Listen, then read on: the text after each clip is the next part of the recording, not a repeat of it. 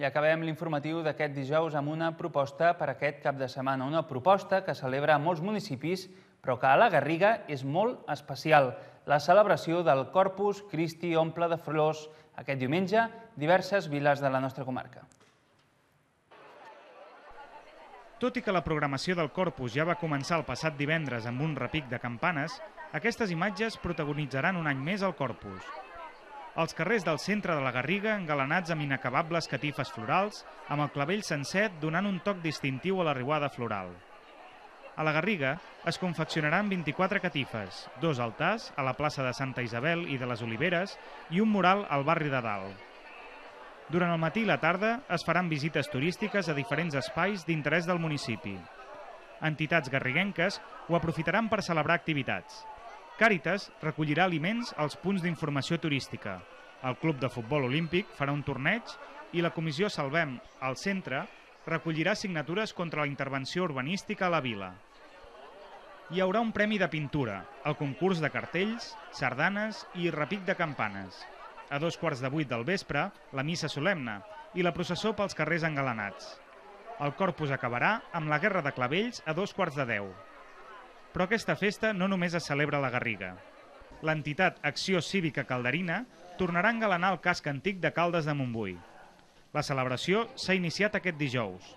Divendres i dissabte també es faran activitats com la tallada de la flor, el concurs d'aparadors de flors o l'actuació de l'Esbart Santana al casino. Com ja és tradició, diumenge es farà el concurs de catifes florals, que arriba a la seva 11a edició. Abans de dinar, es lliuraran els premis del concurs i a 6:45 de la tarda hi haurà l'acte religiós i la processó de Corpus. Les parròquies de Corró de Vall i Corró d'Amunt, a les Franqueses, també celebren el concurs fent catifes florals, oficis solemnes i processó. A Corró d'Amunt es consolida així una iniciativa iniciada l'any passat, mentre que a Corró de Vall es continua una tradició amb més recorregut. El bisbe de Terrassa, José Ángel Saiz Meneses, visitarà Corró de Vall diumenge al migdia.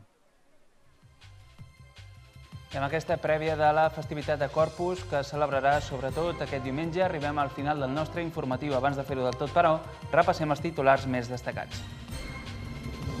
Un any després de descobrir-se en les obres per fer un aparcament a les Pruneres, el menhir neolític ha tornat a Mollet. S'ubicarà de forma provisional al parc de Camp Molà, al costat de la biblioteca, fins que en un futur no definit s'emplaci a Camp Antiquet.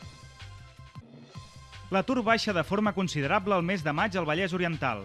El número de desocupats a la comarca cau fins als 33.000, baixant-ne un miler. L'atur baixa més al mercat de treball de Granollers, tot i que el Baix Montseny continua sent la zona amb taxa d'atur més baixa.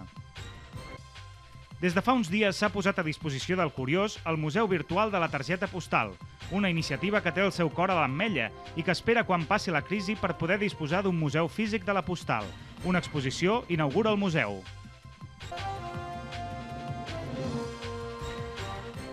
I ara sí, acabem el Redacció Vallès Oriental. Tornar el proper dilluns, com sempre, a 9:15 del vespre, més notícies vallesanes. Els deixem amb la previsió meteorològica per aquest cap de setmana marcat pel Corpus i també amb una nova edició del programa de tertúlia i debat del canal català Vallès Oriental, el Tal com Raja. Que tinguin un bon cap de setmana fins dilluns.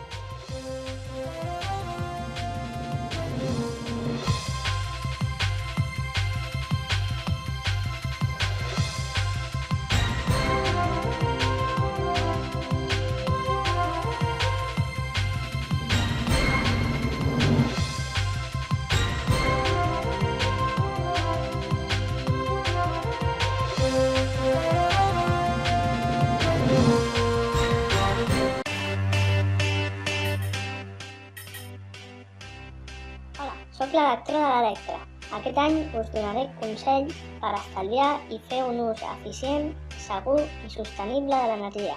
Seguiu-me al meu blog energiaeficientblogspot.com. L'Electra, la teva energia.